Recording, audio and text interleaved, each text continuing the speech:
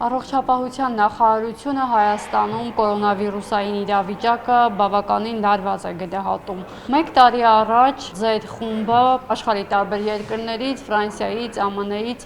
եկաք եւ այստեղ տարբեր միջոցառումներ եք իրականացնում կորոնավիրուսի ուղղությամբ։ Ես ուզում եմ հասկանալ, ինչ աշխատանքներ եք կատարել եւ ինչ փուլի եք հասել Հայաստանում ընդհանուր առմամբ, ինչպես է պայքար տարվում կորոնավիրուսի դեմ։ Վերջին այցից մեկ տարի առաջ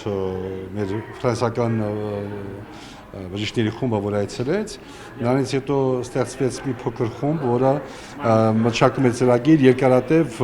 համագործակցության համար ու որոշակի հիվանդանոցների հետ կապված, մասնավորապես Գրիգոր Լուսավորիչի, Միքայելյան ինստիտուտի, հետո մենք մեր ծրագրերը լայնացան նաև Գյումրիի բժշկական կենտրոնի հետ համագործակցելու համար ու հետագայում արդեն փոխան տարբեր կազմակերպվեց տարբեր վեբինարներ, որ կազմակերպվում են նաև բժշկական կազմակերպություն եւ ֆրանսիական կազմակերպությունների կողմից, մենք մասնավորապես մեր հայ բժիշկների կողմից հատկապես ձմեռվա ու գարնանային ալիքի ժամանակ փորձեցինք օգնել մեր պրոտոկոլները կիսվեցինք իրենց հետ, հետո մի փոքր օգնություն հնարավորին չափ օգտագործեցինք թթվածինի բարձր հաճախականության թթվածինի սիպապ մոդելների կամ դիմակների բարձր կոնցենտրացված թթվածինի դիմակների օգնությունը կոնկրետ հիվանդանոցների ու կոնկրետ բաժինների հետ։ Եթե մայիսի ժամանակ արդեն COVID ասացածը իջա ներքև էր գնում, մի տեսակ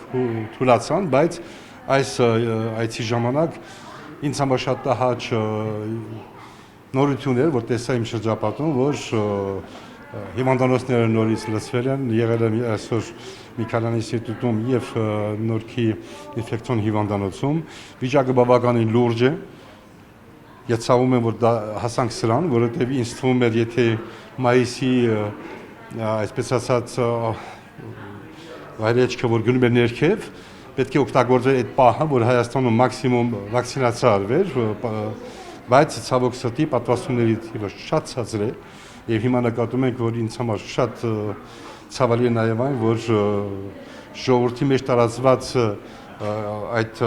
սարսափելի նորությունները այնքան մեծ են ու ոչ մեկը դրան չի կարողանում փաստացի, կոնկրետ, բժշկական հիմնավորված պատասխաններ տան, որպեսզի մարդիկ հասկանան, որովհետև այսօրվա օրով COVID-ի բուժման սպეციფიկ բուժում չկա, միակ հնարավոր վարիանտը, որ դուրս գանք այս վիճակից, այդ համախմբված պետք է հասկանալով միայն վակցինացիան է, որ մեզ դուրս գանի այս թունելից։ Պետք է այդ բոլորը հասկանան։ Գնահատեցիք, որ Հայաստանում կորոնավիրուսի դեպքերը գնալով ավելանում է։ Ինչ եք կարծում, սա ինչով է պայմանավորված, ինչպես եք գնահատում պետության առողջապահության նախարարության կողմից կատարված քայլերը կորոնավիրուսի դեմ պայքարի ուղղությամբ,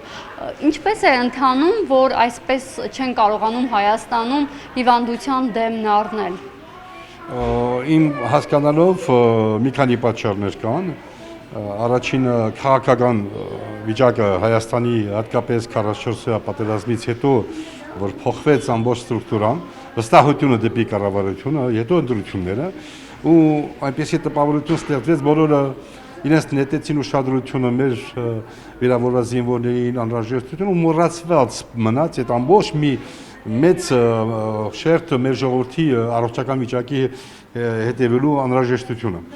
Բայց հիմա այսօրվա վիճակում ինձ թվում է, որ մայիսյան հանգստությունը իրանց մի թեթևացրեց,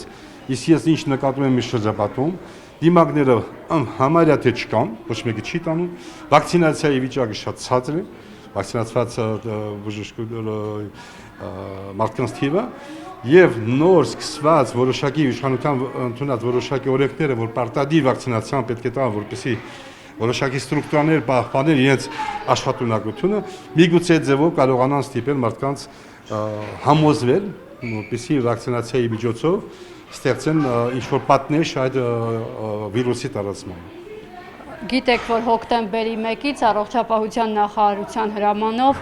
գործատուները պահանջում են աշխատակիցներին, որպեսզի 14 օրը մեկ կտրվածքով գործատուն բացասական ՊՇՌ թեստ ներկայացնի կամ պատվաստան սերտիֆիկատ։ Այս օրենքը թերևս Հայաստանում հասարակության կողմից միանշանակ չի ընդունվում, արդեն իսկ բողոքի ակցիաներ են դրա դեմ։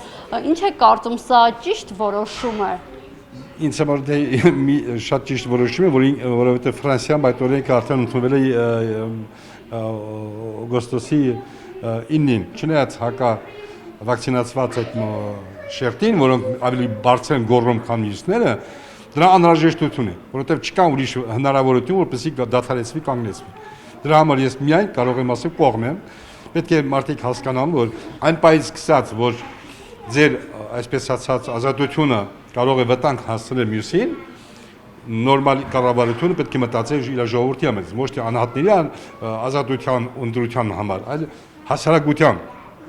պաշտպանման ու ուրախացության մասին։ Ես մեր մոտ ընդունվեց սկզբից որոշակի խումբ մարդկանց, որոշակի մասնագիտական խմբի պարտադիր վակցինացիա, եղան նույնպես եւ դա նույնիսկ վերջեր շարունակվում էր հակա վակցինացիա, պարտադիր վակցինացիայի ցույցերը, բայց դրանք շատ չնչին մաս են կազմում, իմ հիվանդանոցում 97% պերսոնալի 100% բժշկական սիստեմը վակցինացված է, իսկ 3%-ը որոշակի ժամկետից հետո մեր մոտ ավելի խիստ է, պետք է ասեմ, ոչ թե 15 օրը մեկ, յուրաքանչյուր 72 ժամ մեկ պետք է PCR կոնտրոլ արվի, եւ դրանք հեռացվեցին աշխատանքից մինչեւ իրենց ընդհանուր վակցինացիայի փաստաթուղթ չունենան։ Դա վերաբերվում է նորմալ աշխատանքային ֆունկցիոն սիստեմի համար, ինչ վերաբերում է հիվանդանոցներին, որպեսզի պերսոնալը պետք է պաշտպանել, որպեսզի իրանք ընդունակ լինեն մյուս հիվանդներին բուժելու համար, եւ մյուս պատճառը, որ այդ պերսոնալը պետք է պաշտպանված լինի, որպեսզի չտարածի հիվանդությունը ներսին հիվանդների, որոնք ընդունվել են այլ պատճառներով։ Այսօր Հայաստանում հասարակության մի մասը դեմ է պատվաստմանը, քանի որ այսպիսի տեսակետներ են շրջանառում, թե պատվաստումները COVID-19-ի դեմ ազդում են թե տղամարդկանց, թե կանանց վերարտադրողական առողջության վրա։ Կա արդյոք ուսումնասիրություն, որ պատվաստանյութն ազդում է վերարտադրողականության առողջական համակարգի վրա եւ ինչ կասեք։ Իսկ այդ մարդկանց ես կասեմ, ովքեր դրանք պնդում են, իսկ կա հետազոտություն, որ ապացուցում է դա։ Ոչ, չկա։ Դրանք խոհանոցային խոսակցություններ են, որը ինչ որ հիմար պրոֆեսորի կամ ինչ որ մեկի կարծիքն է, որը դա, բայց ոչ մի հիմնավորում չունի։ Այդպես խոսակցությունները Ֆրանսիայում են տարածվում, բայց դրանց ոչ մի հիմնավորում չունի, բայց կան արդեն հետազոտություններ, որոնք ցուցադրում են, որ դրանք անհիմն խոսակցություններ են։ Այնպես որ դրանք, որ ասում են այսպեսի բաներ, դե թույլակ ցույց տան,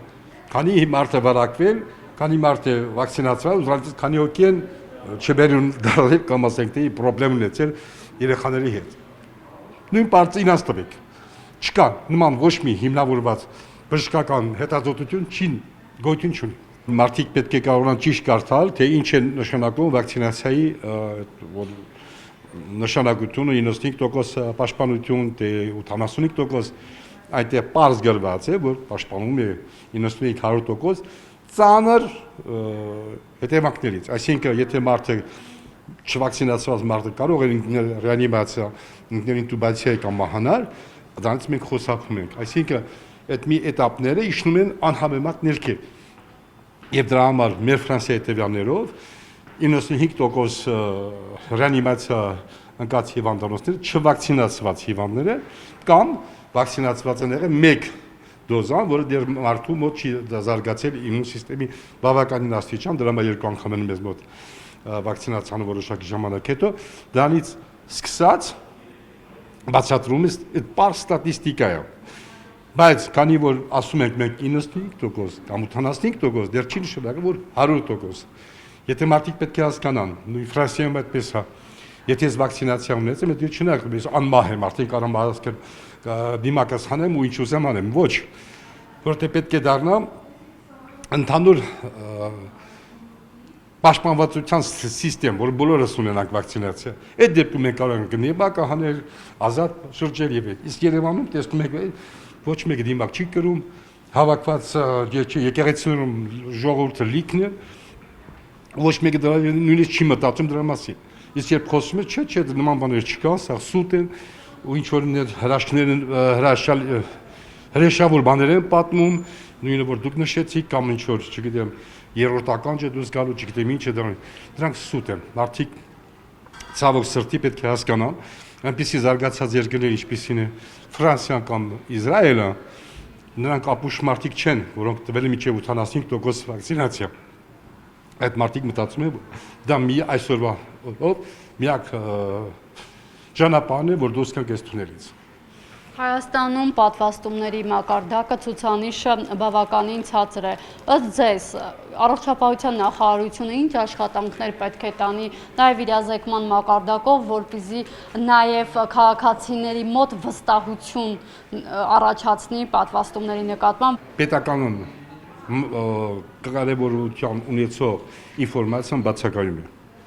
Մարդիկ հավատում են արդեն խոհանոցային խոսակցությունների, ինտերնետի, ֆեյսբուքային խոսակցությունների։ Պետք է որ շատ մեծ ուշադրություն դարձնեն մարդկանց ճիշտ հիմնավորված ինֆորմացիա տալով։ Ոչ թե կարծիքը, իմ կարծիքով կամ չէ, պետք է լինի դա հիմնավորված բժշկական հետազոտությունների, նշելով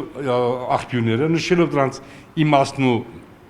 ճիշտ մեկնաբանությունը, որ մարդիկ հասկանալով, գիտակցելով գնան դրան, ոչ թե հասնենք այն աստիճան, որ արդեն ստիպելով գնան։